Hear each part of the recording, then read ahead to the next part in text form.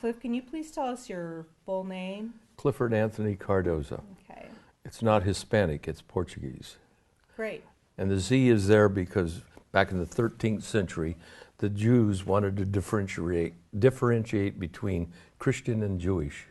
They put the Z to identify the Jews. They put the S to identify the Christian. That was in the 13th century. That's in the history book. That's very interesting. So today is the 4th of October of 2014, and we're in the Native Daughters Adobe in San Juan Bautista. My name is Sheila Prater, and we're meeting with you today for the purpose of having you share with us all of this wonderful material that you have about your life and your memories of San Juan Bautista. So I know that you came with some ideas about what you'd like to talk about, and if you'd like to either outline that or start, I'll ask you some questions in the middle of it, but Proceed with any questions if you wish to know. Preface. I'm very interested in your family's history in San Benito County and also specifically in San Juan Bautista. And I'm also very interested in your life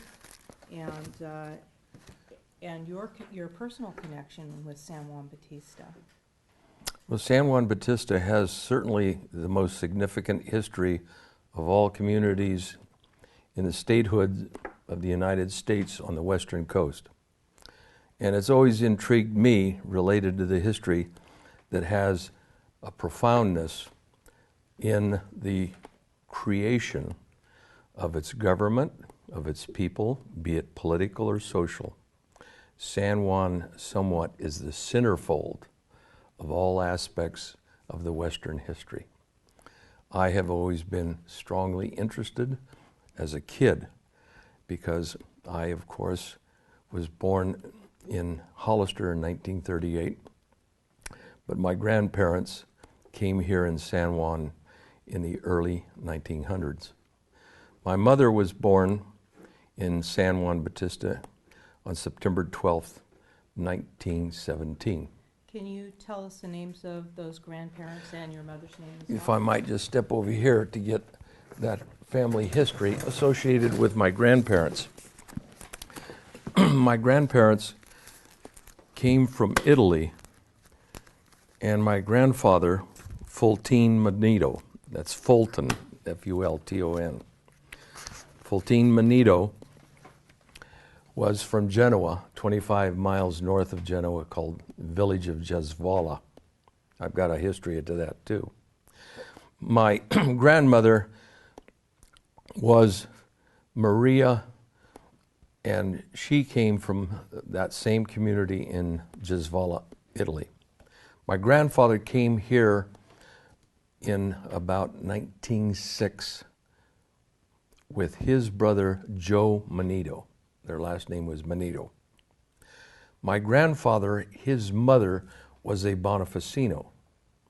Bonificino, John Bonificino and all that clan, that's related to my grandfather on my grandfather's side, which it would be my great-great-grandmother. My grandmother, Maria, was a Rabellino from the same community. She also was Genovese. She came to San Juan Bautista in 1916. And at that time, she knew my grandfather and her future brother-in-law, Joe Manito. She came with Carmelina Bonificino Tuso. She, Tuso, was married to a Tuso that lived in Hollister but was here before 1900. She came with my grandmother in 1916. She, Carmelina, was the sister to John Bonificino Sr. that lived here in San Juan. Mm-hmm. And so the basis of these people came from Italy, and it's interesting relative to the preponderance of people that came from the European countries. There was a very large community in San Juan that were from Italy, mm-hmm. primarily the north.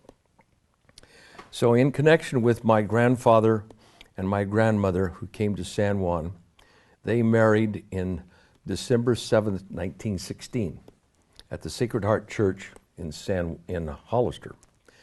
But their best man and best woman, best man was Joe Manito, my grandfather's brother, and his wife then, because he married early on, it's such that Joe Manito married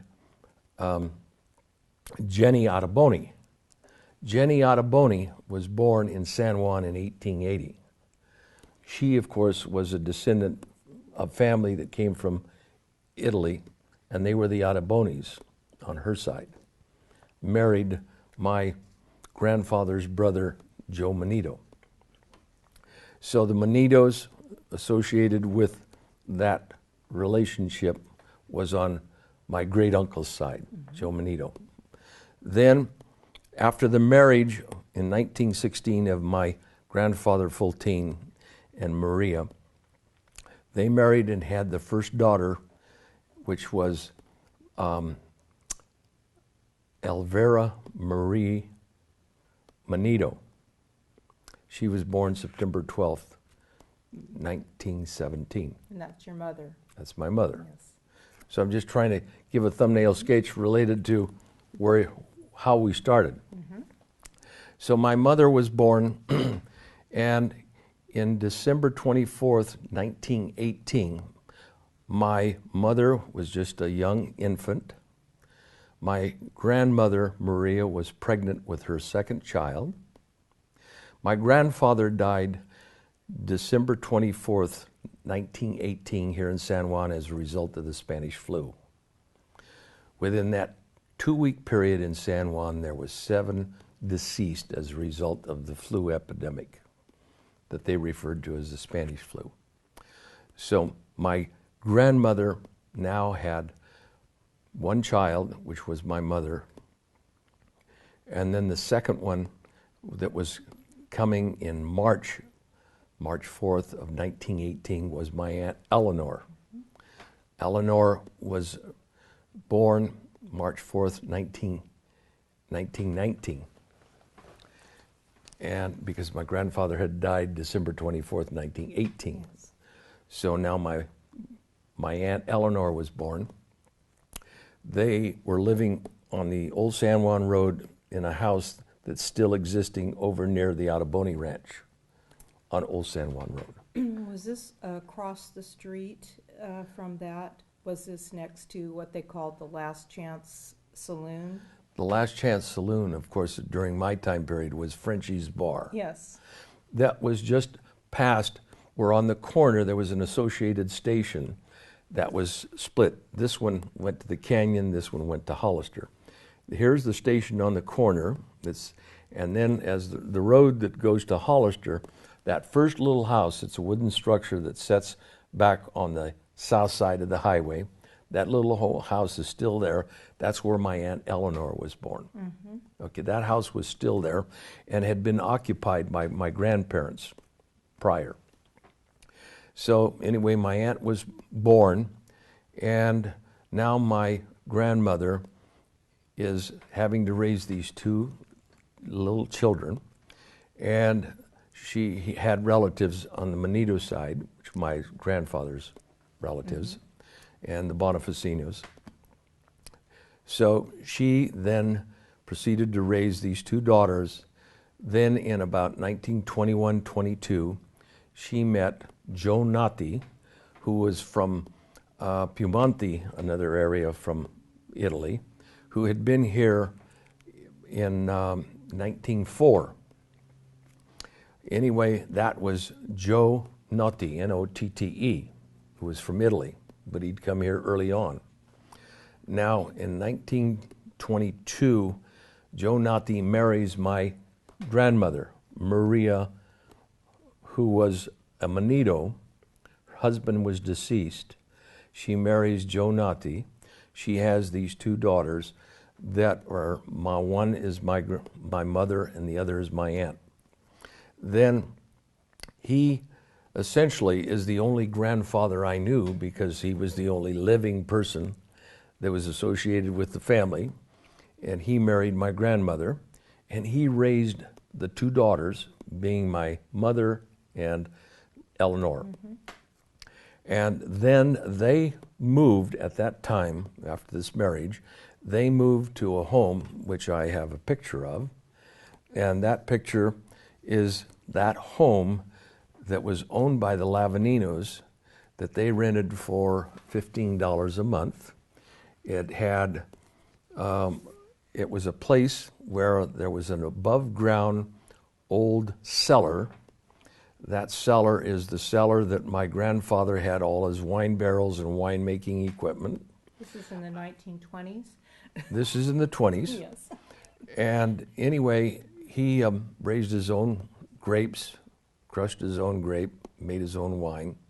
And that home was there facing the road, adjacent to, which was you referred to as the Last Stop Saloon, which I remember as Frenchie's Bar. And it was Frenchie and his wife Hilda who owned it. They had bought it from friends of my father, which I can't remember their name, but it'll come to me. Anyway, Frenchie's had it, and then he was deceased years later. But as a kid, growing up, because I was raised a lot in San Juan by my grandmother, and the reason why my mother was sick, we lived in Hollister, but my mother was sick a lot. So after I was born, I was raised a lot by my grandmother here in San Juan. And in connection with that location of the old house, which in Italian we called it baracca. Well, baracca in Italian is shack. But it's a house that still is surviving today without the old cellar. And that house, when I was born in 38, probably was built in the late 1880s. Where is that? That house is still existing, and it's on the road. Just as you break away at the corner there, this road, the old road goes to Hollister, and the old road goes to the canyon. It's right on the corner across the street from that old station that Mary Sullen Velasco used to have. I think she bought it from Bill Jacinto in 1946 after she came back from the, I think she was working in the shipyards up in Oakland. Anyway, so from that time frame, 1938 when I was born, to January 1944 when my grandmother died, the family still lived there. And the family still lived there was my Aunt Eleanor with my grandfather, Joe Natti. And I refer to him as my grandfather because I knew of no other person as a grandfather who was just a fantastic grandfather to me, very kind and very giving. And anyway, he raised his own vegetables. He raised his, I can remember raising pigeons, chickens, and then of course, everything that was in those days, they raised primarily their own foods. Inside the house, it had one faucet associated at the sink in the kitchen. It had one faucet that was cold water. The wood stove, which is in the kitchen area, was essentially that stove that was fired by wood, and a tank on the side, which was about a 10-gallon tank. It was heated by wood, fire of which heated the whole house, and it was just a pleasure to sit there as a kid in the winter and hear the wind and the rain on the outside, and the window faced the southwest. And at times in the afternoon, you could see the plume of smoke over the rise, which the hill was owned by Nyland. But in that direction, you could see the plume of smoke come off from the stacks of the cement plant, which I have pictures depicting that. So in connection with that location of the house, I grew up and spent many years there. of which was with my grandmother who died in January 1944. And my grandfather, Joe Nati, was still living. My Aunt Eleanor was, at that time, married to Clinton Ott. Clinton Ott was my uncle who had come from Nebraska to this area in 1937. And he met my Aunt Eleanor at the old community hall, which they used to have dances every Saturday night. My father was born, Tony P. Cardoza, was born in Hollister. He was born there on April 4th in 1913. What does the P stand for? P is Philip. Philip. And anyway, it's actually because his grandfather was Philippe, Manuel Philippe Cardoza. And that's another story in itself, but we're talking about the descendants associated with San Juan Bautista on my mother's side. Okay. So in connection with the location of the house, I was raised there a lot in San Juan, and of course I went to school, started school in Sacred Heart School in Hollister in September of 1943. But I was taken care of by my grandparents most of the time because my mother was sick. So my grandmother dies in January 1944. My uncle Clint Ott is in the war, World War II, in the European theater, and he's there until the end of the war, which was August 1945. He comes home about October of 1945, comes back to San Juan. My grandfather, Joe Nati, my Aunt Eleanor, and their daughter, Sheila, which is the only child that they had. That is Sheila Ott, daughter of Eleanor and Clinton Ott. They lived in that house, all of which the amenities which I identify, the old wood stove, the heating of the water, the pouring of the water in the bath, if you had to take a bath, that was a couple times a week because you didn't waste the water because you had to heat it. You had to chop your own wood in order to take and have the kindling and everything else associated with the building of the fire in the wooden stove. Where would you chop wood? Well, you had to chop wood because it was that fuel that was used in order to heat the house, Yes. heat the stove and everything else. But in connection with, remember I said they had a garden, they had their own, they had pigeons, they had chickens, they had that food that was prepared, so it was somewhat self-sufficient. Mm-hmm. As a kid, I learned to be self-sufficient Yes. because it was called manual labor. Manual labor, you used your head and your two hands. Yeah, so anyway, I grew up with a strong willingness to survive as a result of the people, my grandparents, my parents, that made a contribution to that willingness to live and work. I have a strong ethnic association with the appreciation of the hard work that my descendants provided for me to exist today.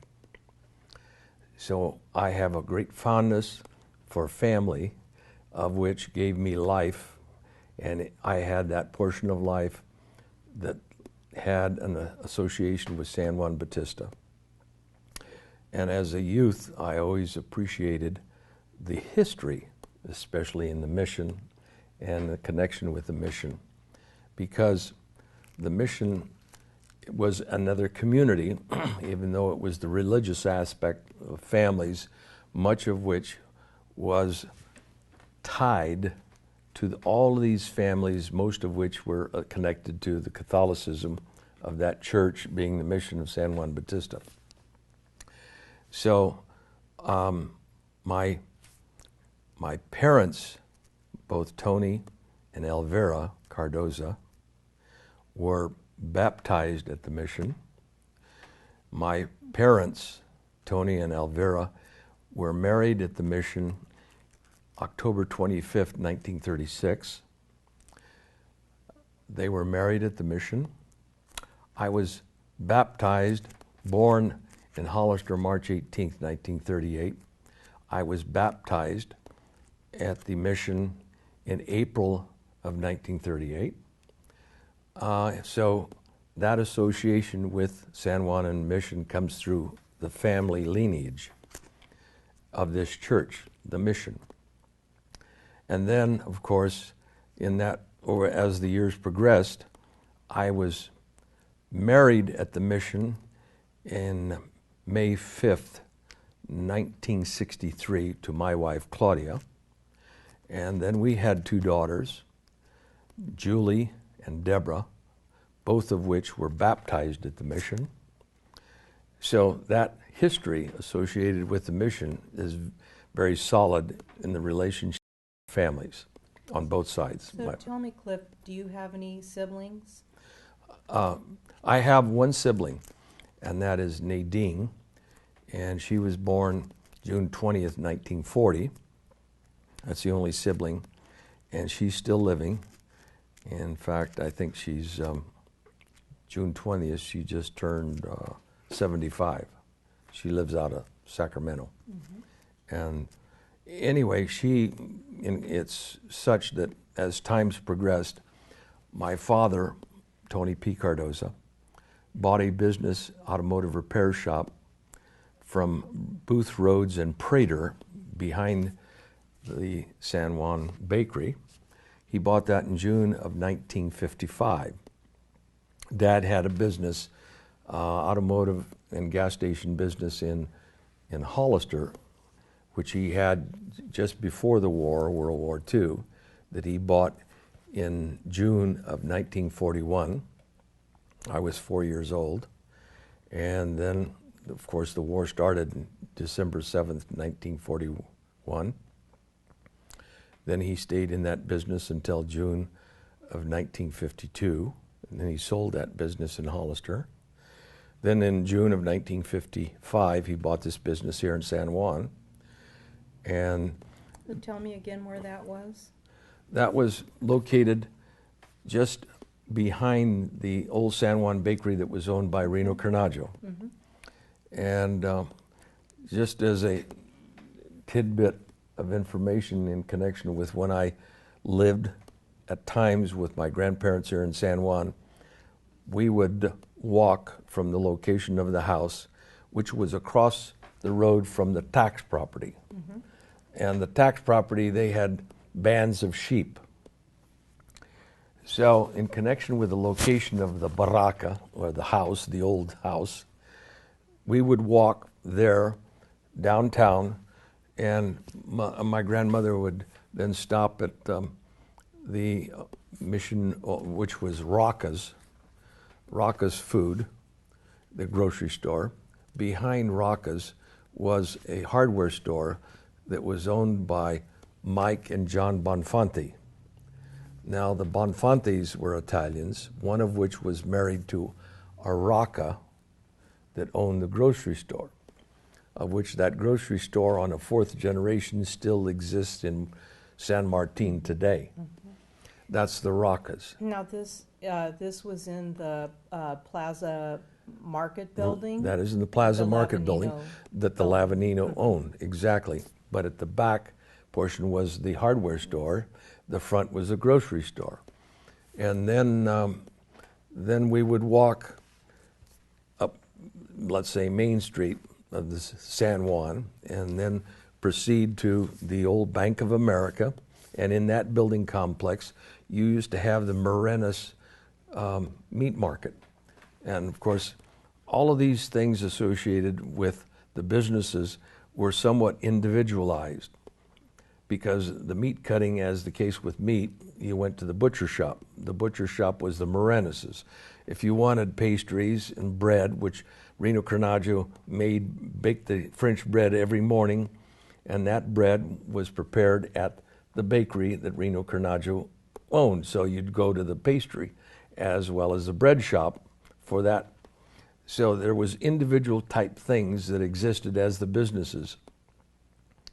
And most of the people at that point in time walked. They didn't have the transportation that is available today. So from that standpoint, it was a social outing. that was visited by a lot of people during the course of going downtown and shopping, then coming back and preparing whatever meals you had. And that was somewhat the social activity of life that existed from the eyes of, in this case, a small child that I remember in association with my family and the people of San Juan Bautista. Many of the people then that lived in San Juan, they were employed by two large businesses, one being Ferry-Morris Seed Company, which was located out in San Juan Valley, that started prior to 1900. The other was the Portland Cement Company that became the Mission Cement, Portland Cement. And from that, it also changed name, I think, about 4 times. But that, I believe, was started in the construction of 1912 of the cement plant. And my grandfather, Joe Nati, was one of the first employees of that cement company. What did he do? He was one that was a utility person, and that utility of which was manual labor that existed in the aspects of manufacturing the cement that they hauled from the quarry. And they hauled from the quarry before on a small gauge railroad from the quarry down to the plant. This would be limestone? This is limestone. Yes. And then in the preparation of that stone that was converted to a powdered cement that was through milling at the cement plant, that cement plant that was built in about 1912, it produced much of the employment for the people that lived in San Juan Bautista. That is another history which I have documented. Great. On City of the Cement Company. My grandfather, Joe Nati, was also associated on the railroad that transported the rock quarry from the quarry to the cement plant, and then from the cement plant down to the connector, was the narrow gauge railroad. He was the foreman on the line that repaired the railroad and maintained that for the operation of the cement plant, as well as that made the connection for the location of the train that was from city of San Juan out to Beatable. Oh, to Beatable. To Beatable. Okay. That's where the main line was. What about the railroad that went to Chittenden? Okay, Chittenden is that same railroad line that I also have a history of that and pictures of which you would like to see. That in connection with that Chittenden line, that railroad was started, I think it was Southern Pacific. And that railroad was from Watsonville through Chittenden, but it primarily was also transporting materials that were in the quarry for granite rock. Yes. And then it continued to tie into 101, Highway 101 at Beatable, where the San Benito meets the Pajaro River. Yes. That juncture was the location of the narrow gauge railroad that came originally from the cement plant, transporting it through to San Juan, from San Juan to Beatable. Then at Beatable, it made its connection to its main line that went north and south, and then from that location through Riverside or Chittenden to Watsonville. Riverside Drive, yes. And it also made a connection that was one of the first railroads to be constructed in the state of California in around 1872 to that location that was Santa Cruz, and then Santa Cruz to Watsonville, then Watsonville to 101. So I always thought that there was, that the railroad from the cement plant actually had a route that was not through Beataville, but that went directly to Chittenden. And it had to cross the Pajaro right there in the Chittenden area. But Okay, let me, trying to work the thought process associated with what I have as the history. Now, I don't say I have everything that validates all aspects of the railroad location and ties, but from what I have to recall, from the quarry to the plant was a narrow gauge. mm-hmm. From the plant that had now the transportation of the finished goods was sacks of cement, as well as bulk cement, which I have. Bulk cement. Bulk, okay, which was then from the plant to San Juan, and the location of that where it just at the corner of the juncture of this road that took you to the old grade, San Juan grade, and this location to Hollister.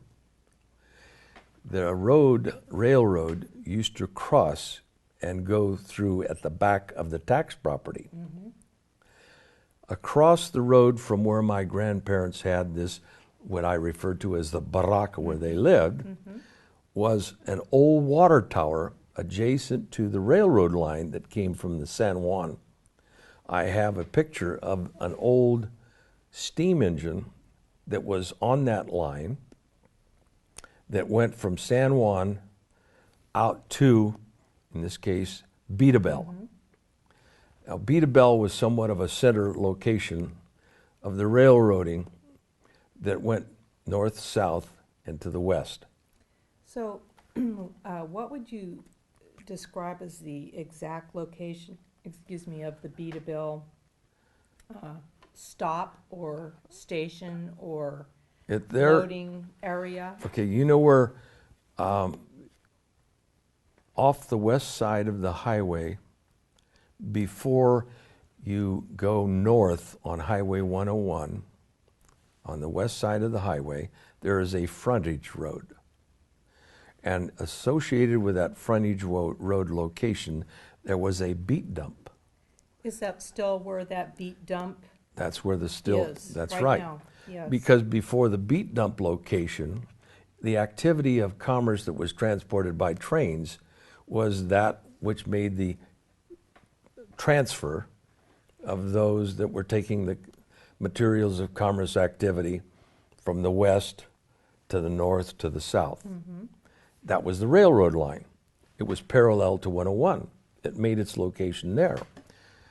And that location in the 20s, late 20s, then, which I refer to a beet dump, because the beets came into existence through the Salinas Valley and then, of course, into the San Juan Valley into the early 20s. Beet was sugar beet. Right. And the sugar beet was the agricultural product that was grown a lot in this area. And it was transported by a lot of, in this case, trucks. Aside from that, it started with a railroad. And then, of course, the truck activity. And I can remember as a kid the beets being harvested out in San Juan Valley. And the harvesting of that was all by hand. And then they'd load, you'd see all these beets flying, being loaded one at a time, being tossed into the truck of which would be loaded there out in San Juan Valley and then transported over to the beet dump. The beet dump, then the truck would drop its load of cargo into a holding pit, and that holding pit then would be transported up to that which was a loading transfer to the railroad car at that point where the beet dump is today. Yes. And then it would be transported to Salinas, because out at Salinas there was a large processor that was owned by the Spreckles family. So this would be actually in the town of Spreckles. That's correct? right. Yes. That's right. So that's the association of these things of activities, be it the railroad and all. Getting back to after the war started in December of 1941, so you had a shutdown of the cement plant in 1942, 43, 44, 45. The plant didn't start up until 46. in that interim, my grandfather, Joe Natti, who lived in San Juan, was employed up until that time that it shut down. He then he knew the president and owner of the cement plant, and the owner lived in San Francisco. What was his name? Do you know? That's what I'm trying to remember. You put me to task. Oops. And my mother always told me the story associated with going up to San Francisco and my grandfather being with the family. And this was in the early day, but anyway, in connection with that, he became the night watchman for this plant that was shut down. I can remember as a kid when my grandmother would prepare his dinner with a lunch pail and a thermos. And on a couple of occasions, he would take me that evening to be the watchman for the night shift, take me to the plant, and he would go through from his office with a kerosene lantern. He would then make his routes, stopping and checking all the checkpoints of the plant that was shut down, that being the cement plant. And I can remember vividly one evening being with him and going into where the grinding of the rock in these big kilns that were drums that evolved when it was operating. This was all shut down. And being in that vast, large building, seeing these very large milling machines that crushed the rock, that pulverized it to a cement grade of powder. And we were up on a platform, and that platform looked out over all of this, and it wasn't completely dark, but aside from that, it was just something that vividly sets in my mind that I can't forget. And that was in about, let's see, the war started in 41, 42, I was 5 years old, 43, 6. So it was about 1944, to give you some perspective of that chronological activity of years. And he then was the night foreman at the cement plant, occasionally taking me, and I remember that vividly. Then the plant, which was shut down, and it started in June, it was about early part of 1946 when the plant started operating again. My Uncle Clint was back from the war in October of 1945. He was in the European theater. That my Uncle Clint ought. And then my grandfather worked at the cement plant. Then in his capacity then, because he was older, he was a janitor, taking care of all of the offices at the cement plant. And then he retired from there. But in 1946, they had the startup again of the cement plant. And then they had, in 1946, the, if you want to call it a rebirth, of the old San Juan Fiesta Rodeo, which that started in the early part of around 1908. Originally. That's a history, and the whole purpose was for the restoration of the mission that had been somewhat devastated as a result of the earthquake in 1906. So this whole activity evolved two things: the mission and the people of employment that were at the cement plant. That was the primary employer, and all of these things evolved. So the activity of the cement plant supported the San Juan Fiesta Rodeo that started back up in 1946. And from 46, I guess they had an activity of the parade and horse show activity in July of every year until about 1978, somewhere in there. And that whole activity, which was contributed by a lot of volunteers associated with the parade and the festivities of the horse show, which was an RCA show, And the following weekend you had the RCA show, which was the Salinas Rodeo. So that was all a professional event. Many of the families in San Juan and throughout the whole area always contributed a lot to the chicken barbecue that they had at the mission in the Olive Grove, and they always fed about 5,000 people. I have pictures of it that go back to 1946. So the significance of its aspect of social activities, it was always the people. The pride of these people to make a contribution was not really a political thing. It was a pride of enjoyment of doing something for their community. It's like the pride of ownership. And all aspects of what I believe in today are somewhat of a springboard from the people that raised me. And all of that aspect of appreciation to what San Juan was, and to some degree is still, is the heart and soul of a community that we'll call something that is diminished. But unless you have walked in their shoes, you don't know their strife or pleasant surprises of things that they contributed. Okay, I think I know what you're identifying as Indian Corners. Does not Sonny Reyna live in that location? Yes. That old, which was Frenchie's Bar. Yes. Well, it's a misnomer. Things change because of people identifying it to whatever they wish. I always say, if you wrote the book and are author of the book, that is your prerogative to identify whatever. If I wrote my book and the authorship of whatever I present, that's my documentation. We might be different, but if you want to write my book and you write your own, go out and write your own book. That's history. It's to whatever one wants to perceive.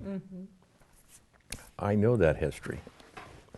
I know it well, but I like the history books to the documentation of the people that were there and lived it. The way I read it today from the authorship of people that have documentation. Just for you, the bar was owned by an Italian family, which you identify as Indian place. That was Frenchie's Bar was bought from, God bless, been trying to think of that name.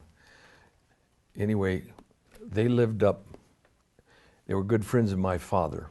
My father was a kid that grew up, he was born in Hollister, but he grew up in San Juan Valley. My grandfather had bought a ranch out in San Juan Valley. And he was friends to this guy that his family owned that bar. It was owned, it'll come to me, I'm sorry. No, it's all right. But anyway, there's also Hilda and Frenchie, after they died, that bar was bought by Mel Silvera in Hollister. His mother and father bought that. They were from, I'm not mistaken, they were from over in the valley, somewhere in the Gustine and Los Banos They area. were Azorians. They were Portuguese. Yes. But aside from that, they bought it from Frenchie from Hilda, and they bought it, and because Frenchie died, he was a big man, I remember that. He was good friends to my folks and my aunt and uncle.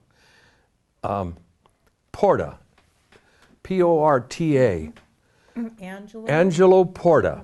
Angelo Porta, he was a good friend of my father's, and his family owned the bar.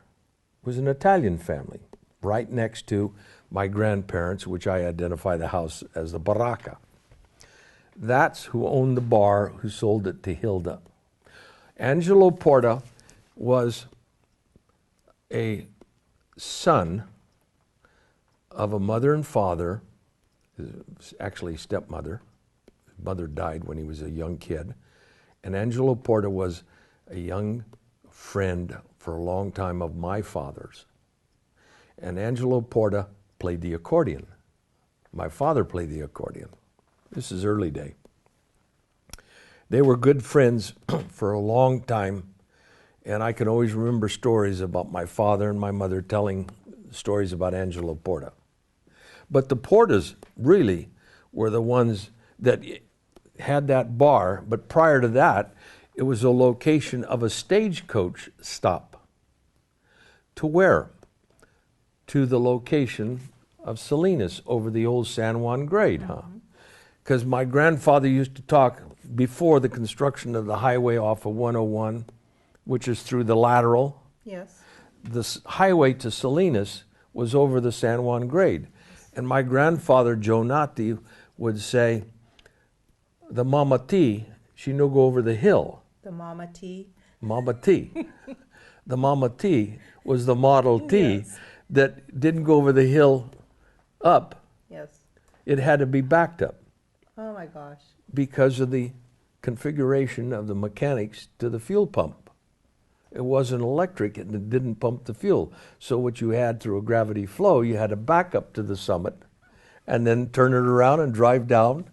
That's pretty amazing. That's the Mama T, she don't go up the hill. That's what I remember. But anyway, the stories of which were several things like that that I learned from my family and friends and whatnot. But it was Angelo Porta that was the family that had that bar. So was it actually, there's a house that's next to what was called Frenchie's Bar and the Last Chance Saloon and was a stage stop. And I believe that someone named Andres lived there for a while, more recently, but it's actually just north of that as you're heading toward the San Juan grade. Right next. Past where my grandparents lived? Is that where they lived? Did they live next No. to the? No, my grandparents lived in the house that's there, which is the last house before you go up to San Juan grade. And up on the hill, back of my grandparents' house, then there's a house back here behind Frenchie's Bar or the Indian place, whatever. That's Frenchie's Bar. Adjacent to that Frenchie's Bar was Ben Ahern, that stately home. Yes. It was Ben Ahern. He was married to Ernestine, who was a Lavanino. And then 2 doors down, adjacent to that, was Ernest Lavanino, who was the postmaster to San Juan Post Office, right?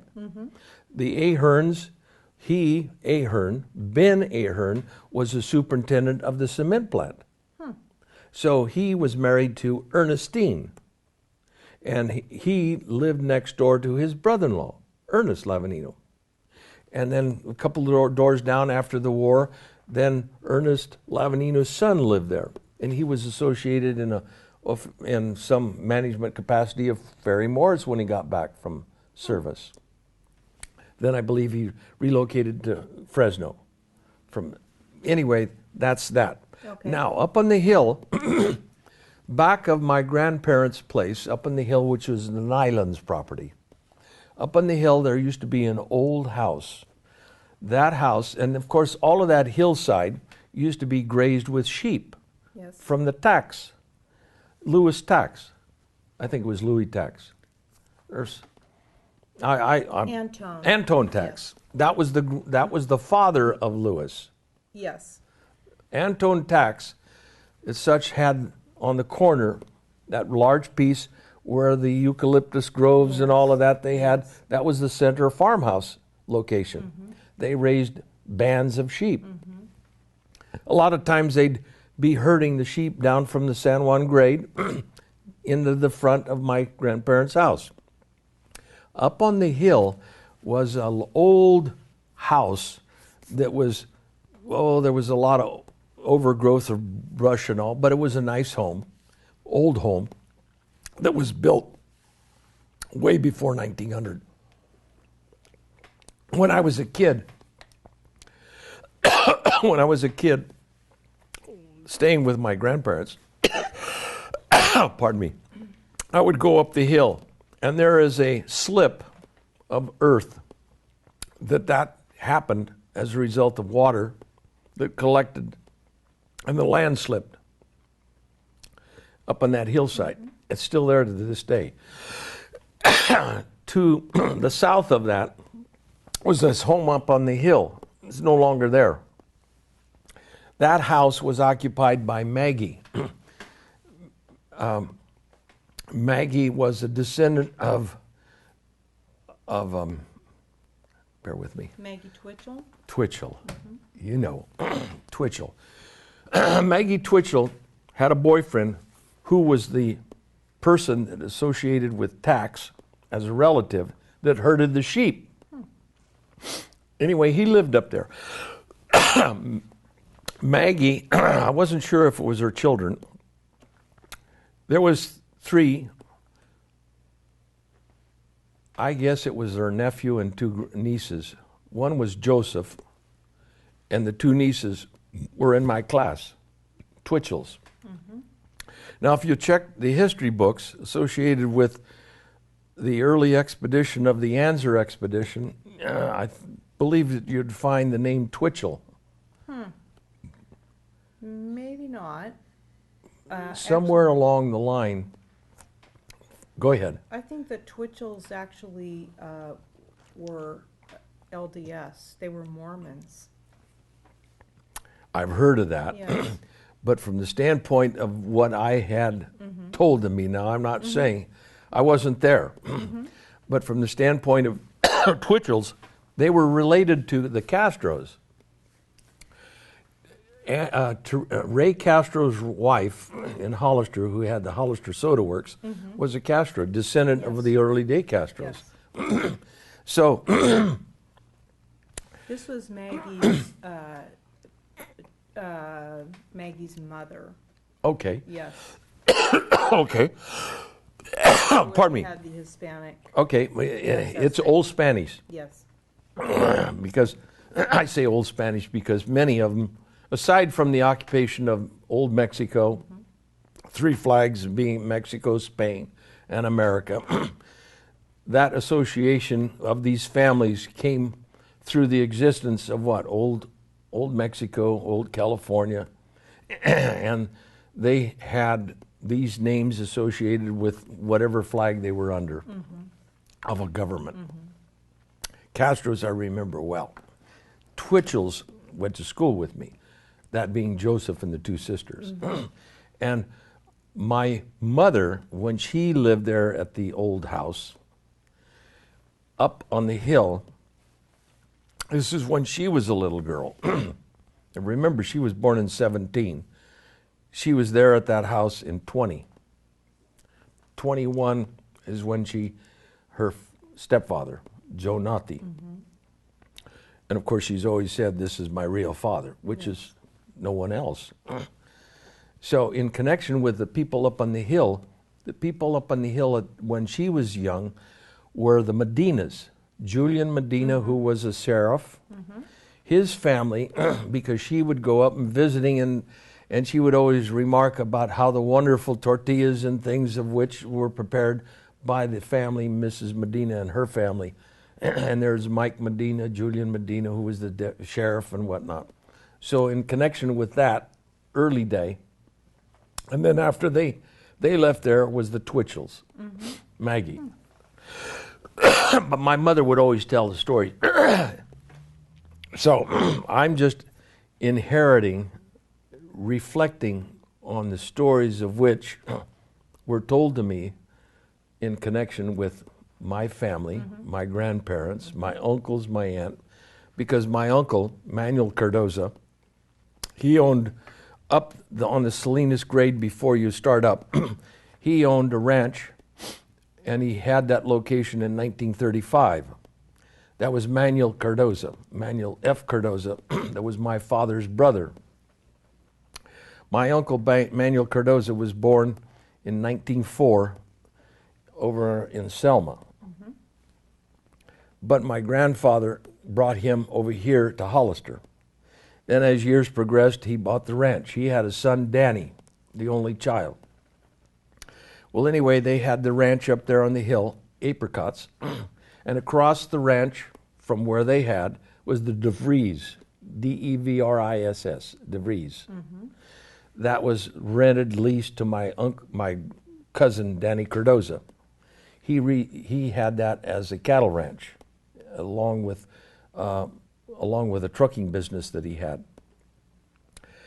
The interesting thing to the location of my Uncle Manuel Cardoza's ranch is the house that he relocated from the Anderson pear orchard estate, which Jack Z. Anderson was a congressman in the 40s. I think he was there until 1950, relative to being a congressman, maybe 52. But aside from that, my uncle bought that house that used to be occupied up till 1935.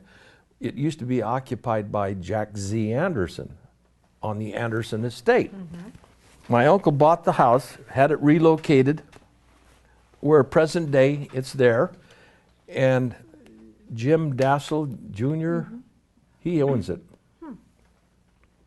He called me about a year ago, and he said, you have to give me some history because I find this name, and you were referred to maybe knowing the layout of things. So I went there on a Saturday morning. And he said, can you identify these people? I said, yeah, on the cement steps. It was a year date. My uncle Manuel Cardoza, and my aunt, not Rosaline, Marion Cardoza, and Danny Cardoza. This was the family. Identified in the concrete on the steps. So then, of course, I gave him some history relative to what I remember in the 40s and early 50s, because I was with my cousin Danny Cardoza. He was 5 years older than me, but I was like a brother to him. In fact, I was his best man when he got married many years ago. And of course, unfortunately, he died as a result of a drowning accident, clamming in January of 1962. Never located his body. Oh, that's very sad. And he had a son a son that was a year and a half, and Margaret, his wife, was pregnant with a second child. She was about 6 months, and then he drowned, and she, of course, gave birth 3 months later to Debbie, who was the second child. And that was my cousin Danny Cardoza. But in connection with that location, that ranch would had apricots, and then in the back, up on the hill, they had livestock. And that was my uncle and aunt and Danny Cardoza. But the house was relocated in 1935 from the Anderson estate that Jack Z. Anderson lived in, and then my uncle bought it and relocated in 1935.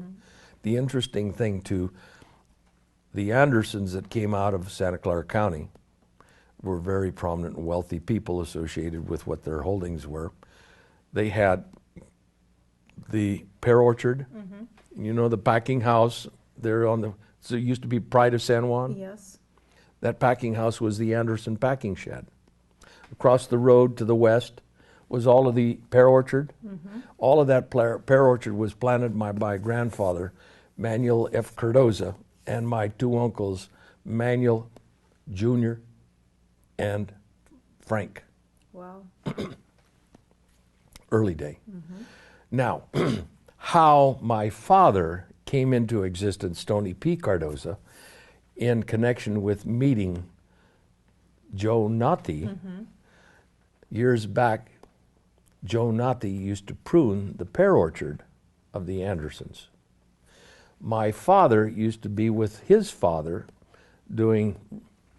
overseeing the ranch and whatnot, and he met Joe Natti, who was his stepfather to my mother. Yes. And my mother, of course, was 5 years younger than my father, going to school in San Juan. Early day, my father is acquainted, and through the years, then that relationship is founded, and in 1936, they married. That's how that association came about. It's twists and turns related to what's happened, but there's significant history of the ties, how things come about. Yes. Here's a picture of my grandfather, Joe Natti, and that's me when I was about 2 years old. That's me, and this is at the ranch of Joe Manito. Oh boy, it's going. And that's in about 1940. I was born in 38, so it's about 1939. So where was this? That is at the ranch of Joe Manito. Out, you know where Bill Cagney lived on that lane? That's where the ranch was. I see. You know the Nishidas? Yes. Frank Nishida and Dennis Nishida, I think it's where Dennis Nishida lived, because they bought the ranch from my great uncle, Joe Manito, in about 1949. You have the most incredible memory of No. dates. Oh, numbers are my, well, whatever. So do you have actually a negative of this as well? Is that what you have in here? I have some. There's a negative. That's a negative. Yeah. And these pictures were given to me by my Aunt Eleanor. By the way, my Aunt Eleanor, who was a Manito, she was also my godmother. And I always treasured her as a person. And Alfred Manito, who was the son of Joe Manito, who is the oldest child of Joe Manito, my grandfather's brother, nephew. Alfred Manito was my godfather. So that's the ties associated with the relationship of Manitos on my mother's side. Okay. My grandfather, I told you about the story of raising his own produce associated with the garden all. This is my grandfather. This is in about 1944, because Sheila was born in 42, Sheila Ott. That's Sheila standing with my grandfather, Joe Natti. That's in 1944. If you'll see the garden.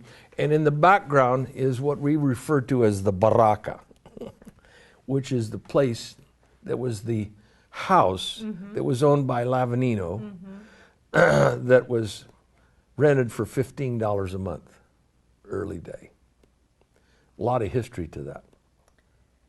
I have a question for you about the place where Maggie Twitchell lived. Okay. Is that the structure,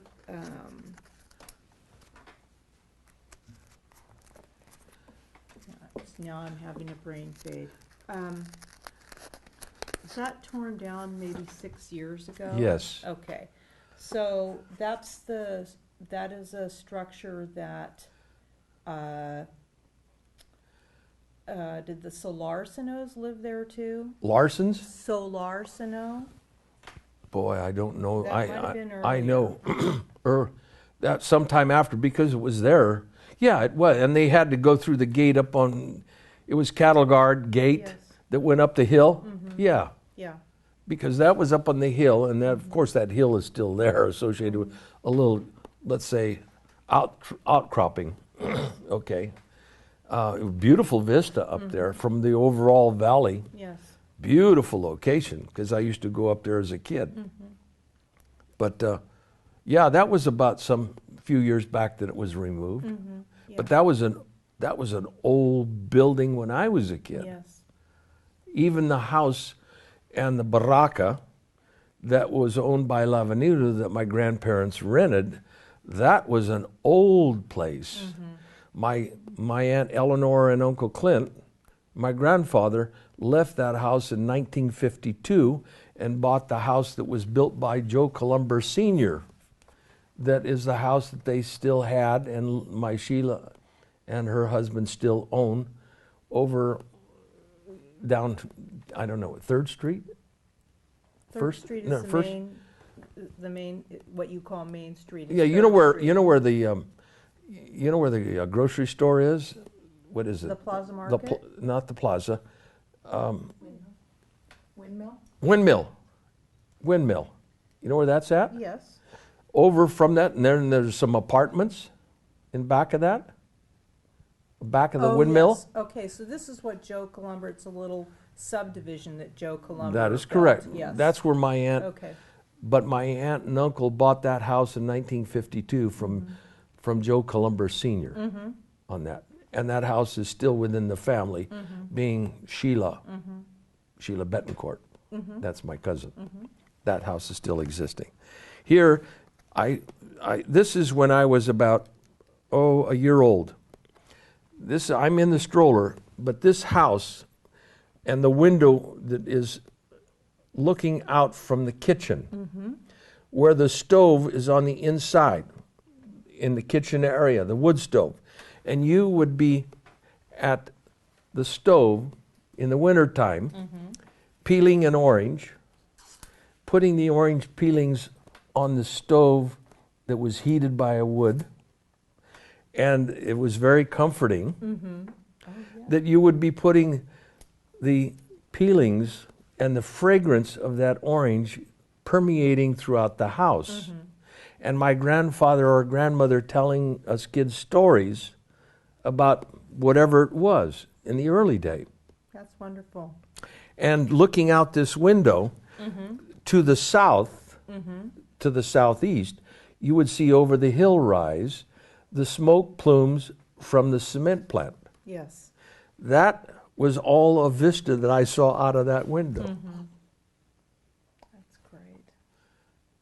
My grandfather, Joe Natti, used to have a lot of relatives and friends come down from San Francisco.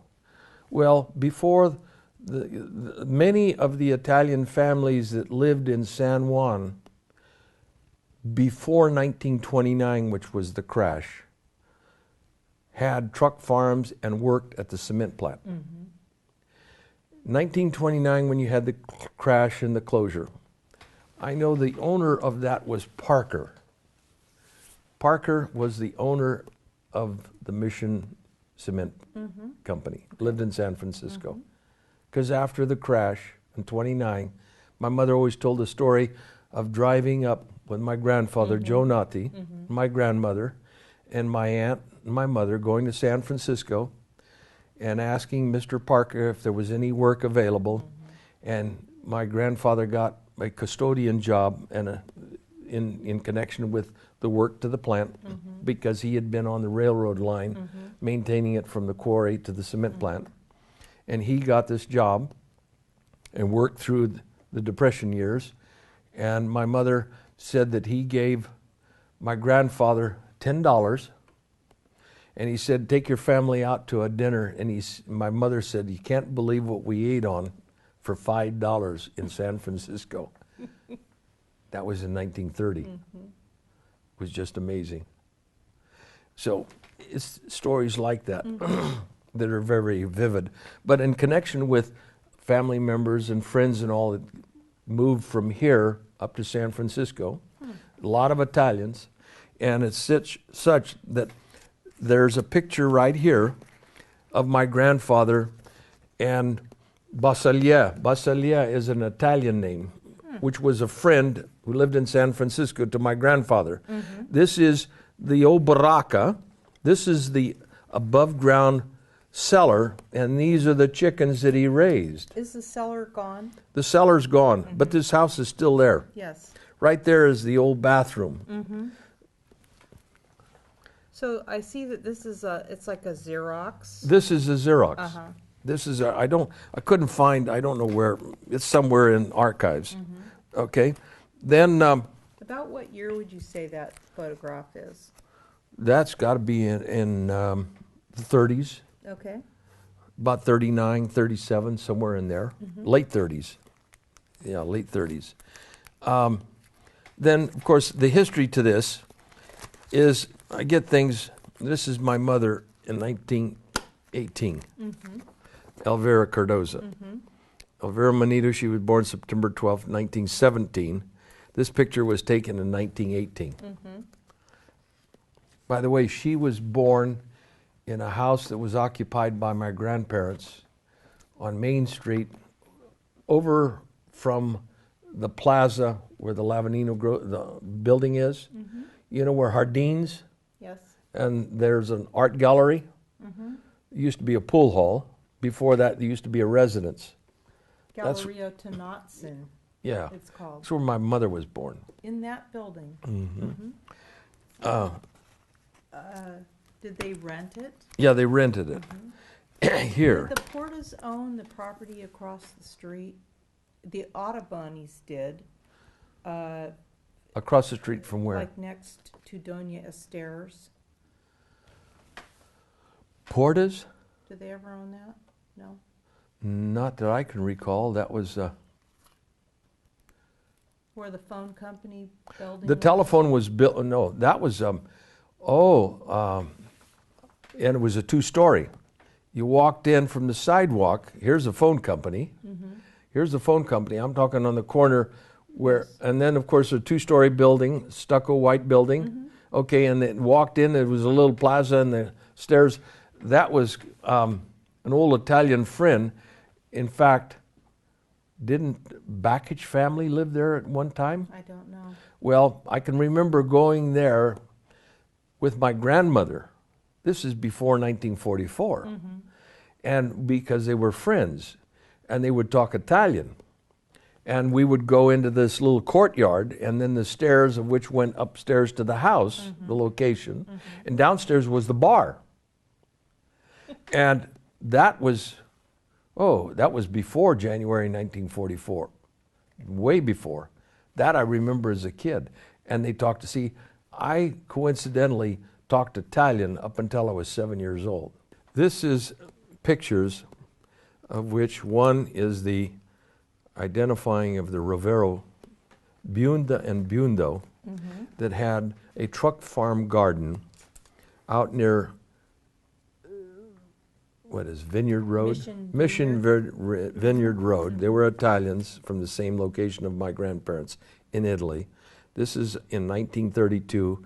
Bunda and Bundo, husband and wife, Rovero. What is this? Do you know what that plant is there? It looks like a cabbage or cauliflower. It's huge. Yeah. Though. Look how big that I is. know. It's like Yes. it's as big as Right. a person. Right. But anyway, that's their truck garden. Many of these people that came out started with truck gardens, little plots. Then they'd raise the vegetables, of which they'd sell to the neighbors and whatnot. That's how my grandfather, Fulton Manito, and Joe Manito, his brother, started on a plot of land over where Autobonis is located. So Autobonis, when you say that, I think about riding back of the gas station that Mary Sellen used to That is have. correct. Yes. That is About correct. 16 acres or something, but maybe they had more. They had more. Yeah. They had more. And this picture. Okay, this below picture it- is a ranch house associated with the outcropping of the barns and whatnot. And in the background, there's a vineyard. This is over in that area where Nyland had a racetrack. Okay, where there's the mushroom farm now. Right. That's the background to it. So are any of these buildings still there today? I don't think so. Yeah. I don't think so. Because this is in the late 20s, early 30s. It was adjacent to their place. Okay, so but did someone live there, or this is just a picture of Just the a property? picture that I had. No, that's That they that's gave very me. interesting. Yeah. Then another picture that I have is related to the house that still exists that my grandparents lived over near Frenchie's Bar. Yes. This picture was taken in the 70s. Okay. That is a house that my grandparents lived. This was a bedroom up front. And this was that kitchen window that I talked about. Yes. Okay. It was a wood stove. There's a stove stack. This is my grandfather, Joe Natti. What year was that taken? This was taken, let's see, this was at a picnic of the cement plant. Let's see, I came back to Hollister in 1966. This probably was around 1972, my grandfather. He lived quite a long time. My didn't grandfather, Joe Natti, died when he was 85 years old. He was born in 1880. Yeah, he was born in 1880 in Italy.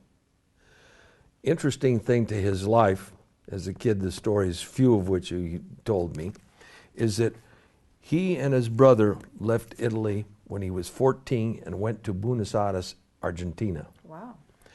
And his brother was 3 years older. He was 14, his brother was 17. They left from Genoa to Buenos Aires, Argentina. For 3 years, they had a taxi business. And he worked with his brother, horse and buggy relative to a taxi in the city of Buenos Aires. Then they came back to Italy. Then that's when he was 17. Mm-hmm. And there was a lady that lived in his town in Italy, this is Joe Nati, that she was Mrs. Schutte. She lived in Hollister, came to this location before he did. Ida, was that? Ida was the daughter. Okay. Ida was Tubbs, married Yes. to Tubbs. Yes. Ida was the teacher, Tubbs, and she was the daughter of, I forget, we were referred to old Mrs. Schutte. Mrs. Schutte had a two-story home on 6th Street in Hollister. Yes. Used to be a house where people occupied a room. And anyway, she had, Mrs. Schutte, written to my grandfather in Italy telling him to come to America. This is before 1906. Wow. I think it was 1904. She wrote him a letter coming to America. She was from the same town in Italy. That's what brought him to America. It's totally amazing. And in connection with him being a friend of Mrs. Schutte, her husband dies, Yes. and then she has 2 children, one of which became a pharmacist, and Ida became a teacher. But as a result of raising these children, she had a housing boarding house in Salinas. I didn't know that. And she got this boarding house as a result of my grandfather loaning her $700 in the early days. And she always told the story. She wrote a book, and in that it has a couple of paragraphs associated with Joe Nati loaning her this money to go into business and having a boarding house. And then 3 years later, she acknowledged the gift of donation relative to loaning. And she had my mother, my aunt, my grandmother, and Joe Nati come to a dinner which she gave and gave the $700 back to him. That's amazing. That's a friendship, huh? That is. And she always told me, I can remember as a young adult, one day she saw me back of Black Cooper Furniture in Hollister going down the alley, and she came out, Cliffy. Yeah. Elvira, my mother. Cliffy, you look just like your mother, Elvira. I says, yeah. She says, your grandfather. So she proceeded to tell me the story. In the end, she gave me a book, copy of which tells the story about my grandfather in Navarro. This is amazing. Did she actually publish this book? She published What's it called? Oh, But you early have- days. I have a copy at home. Okay. I have a copy at home. But anyway, it's just the nature of having stories like this, of which the friendship and relationships, they help one another. It's really about Okay. community. Oh, yeah, totally. This is very vivid in my memory bank associated with family being friends and all of that relationship, of which there's my grandfather, Manuel Cardoza, my father's father, bought a ranch. You see, my father was born in 13. My grandfather bought the ranch in 12 out in San Juan Valley on Olympia Avenue. He bought the ranch from Benjamin Flint Jr. and with small acreage. But the story goes that my grandfather came and was a Well, he was a baler. He had a hay baling operation with a horse team and all that. That's another story that you just can't believe how they existed and they came about. But anyway, he was loaned money to buy the ranch by a Portuguese called Manuel Sultan. Manuel Sultan. That's the Portuguese pronunciation. You know where Mitchell Road is? Yes. They used to own the ranch, that two-story Victorian. That's Botero. Really? Botero, but they bought it from Joe Gallard's family in 1951. Before that was Manuel Sultan. And up the road from that and down on Olympia was my grandfather's ranch that he bought in 1912. My father was born in 1913. So there's all that kind of relationship. So, so back here, this picture of your grandfather, Joe Naughty, I numbered this number 10 right here. Yes, that was a picture taken at a barbecue that was put on at the Bellotto Park. I think it was about, let's see, I came back in 66. This was about 1969, 70. So many years ago. My grandfather lived till 85. But he was my mother's stepfather, but there was no other, and he was a wonderful man associated with. He is buried with my grandmother up on the hill in the cemetery plot up here. Right here? Yeah, in San Juan. I got a lot of relatives up there on the hill. In connection with the mission that I identified as that center, this picture was taken in fact, I've got a large picture of it in here. The large picture is the mission picture that was taken in about 1930, just after the Depression of 29. This is the parish. And over here in this picture is my grandfather, Joe Naughty, and right there, and my grandfather, Manuel Cardoza. Over here is my dad, my Uncle Frank, and my Uncle Manuel. And somewhere in here is my mother and aunt. This is a picture taken about 2930. Father Caffrey is here in the center. The mission background is the old style belfry. Yes, I noticed that. Here? So you have a larger copy of this photograph? It's Somewhere in here. Your newspaper. I got the original too.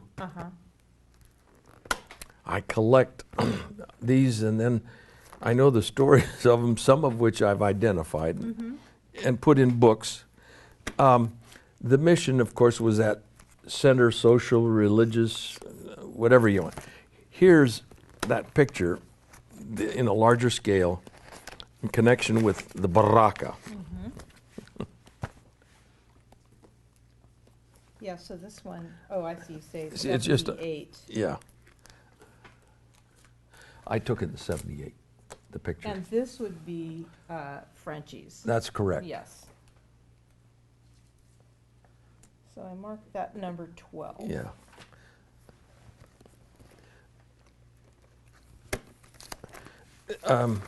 See, now this is all in connection with a story of pictures collection that identifies the family on my mother's side.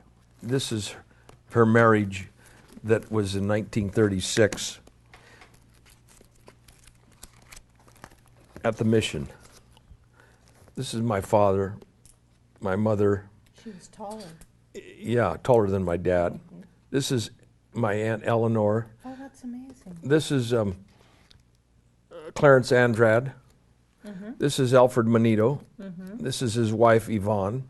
This is my Uncle Frank Cardoza. This is my Aunt Eleanor. Okay. I mean, Rosaline. So from the left, it's Frank Cardoza. Frank Cardoza. Yes. Rosaline Cardoza. Yes. Small ring bearer. This was Joey Manito. Okay. This is Alfred Manito, his brother. Oh. My godfather. Okay. This is Yvonne, which is his wife. Right. My father, Tony Cardoza, my mother, Elvira. And this is Jacinto. A Jacinto child? Yes, this is, not Emily. Yeah, she was married to Zazueta. Okay. That's the ring bearer, or flower girl, my Aunt Eleanor and Clarence Andrade. This was taken by Cook's Photography, and this picture was of the wedding party on September 12th, 1930. No, I take that back. It was October. My mother was born September 12th.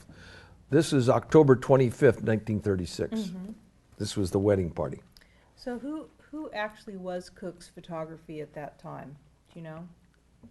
Who was Cook's? It was Cook. And they started in the 1900s. Was his name Orville? I've seen that name. Yeah, I've seen that name in print. The Cook started in Hollister. They've taken my parents' pictures, and if I'm not mistaken, that picture that was taken here of my mother, that was taken by Cook's.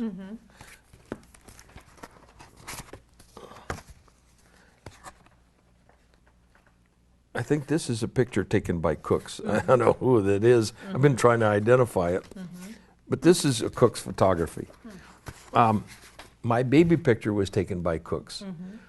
Cook's, right today, they still exist. I think it's fourth generation. In Salinas? In Salinas, on Old Main Street. Yeah. Okay? They're still there. Because I was at Green's here some months back. I was Green's Photography across the street from Cook's.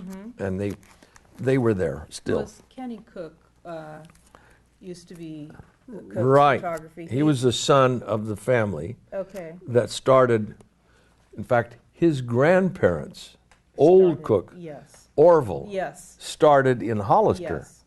Okay? Yes. And then from that, they came and they had business in San Juan. And then, of course, there was many families associated with the picture taking, and all was all by Cook. And then they went to Salinas.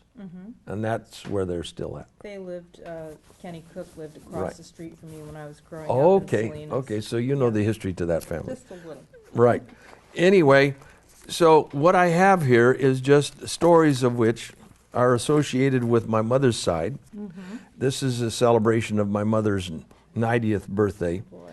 and that was celebrated at the San Juan VFW Hall. I have a lot of the early day history that was prepared by a member or relative that was associated with the Bonificino family. And who, is that a person who is a Bonificino, like John Bonificino? This is John Bonificino. John Bonificino. Senior. Yeah. Because remember, Johnny is their junior, who's called Nani.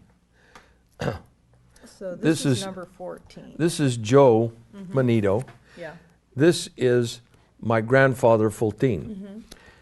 And this picture was on a mantle in a house in the village of Jasvala in Italy, early day. A relative of which was in this house and saw this picture and said, "Can I make a copy of it?" Of which they brought it to America. Oh, boy. That's the picture. That this picture is before they came in 1904. This picture was taken in Italy. That coincidence of a story associated with how, what, and where. Joe and Fultine Manito came to Genoa in Italy to disembark from Genoa to Argentina. The boat would be 3 weeks late getting to and arrive in Genoa. They had had a letter, correspondence, from a relative associated with, through other family members, called Tuso, who lived and worked in San Juan for the Ferry-Mars Seed Company. This is early 1900. They then decided that they would not wait for the boat or ship for 3 weeks, decided to take the boat to America Instead of Argentina? instead of Oh, my Argentina. goodness. Guess what? You're lucky, Cliff. Where they ended up. Flip of the coin. Yep. That's how and what and where. Yes. Stories like that are just a moment of fate.